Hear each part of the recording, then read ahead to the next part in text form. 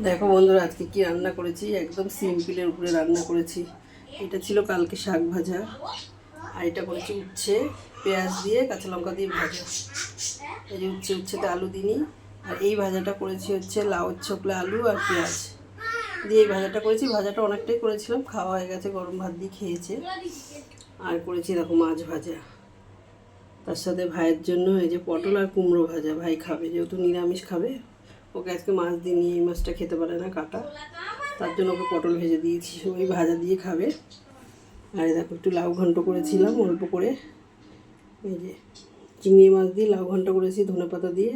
এটা একটু খেয়েছে, ওদের দাদাভাই ভাত খাওয়া হয়ে গেছে ওনার, তার জন্য উনি খেয়েছে, যেন একটু কম লাগছে। এক বাটি করেছিলাম। এই যে দেখো, এই হচ্ছে আজকের একবেলা রান্না, শুধু দুপুরে, রাতেটা রাতে করব।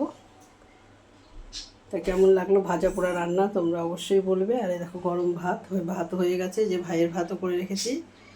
তো চলো আজকে রান্নাটা তোমাদের দেখিয়ে দিলাম।